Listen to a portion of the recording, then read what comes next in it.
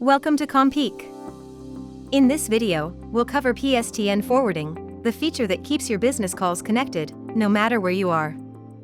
In this video, we'll show how to create a PSTN forwarding rule, configure caller ID behavior, assign the rule to your DIDs, and manage existing rules. In your CommPeak portal, open DIDs, Management, switch to the PSTN Forwarding tab, and click plus Add Rule. In the name field, enter a clear identifier for the destination. In the PSTN field, enter the destination number. It must be 8 to 16 digits. Then, set the origination timeout to define how long the system rings before terminating the call.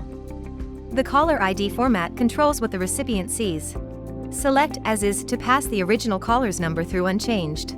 Alternatively, use the E.164 placeholder to indicate a general format for international telephone numbers, along with a prefix to tag forwarded calls and identify their source.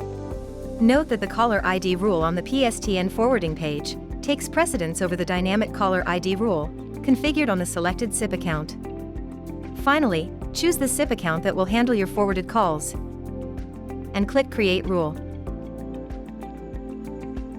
Now, let's assign this rule to a DID. Go to the My DIDs tab, click the three-dot icon on a number, and select Change Configuration. In the new window, check PSTN Forwarding and select your rule from the drop-down. If a DID has multiple forwarding rules, say, a voice URI as primary and PSTN as backup, drag to reorder their priority. Then, click Save Changes. To check that the rule was applied, hover over the phone handset icon next to the DID. A green phone icon on the DID record confirms the rule is active.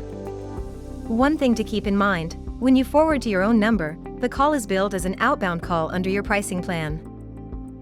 On the PSTN Forwarding tab, you can filter DIDs by this rule, edit existing rules, or delete those you no longer use. That's it for PSTN forwarding. See you next time.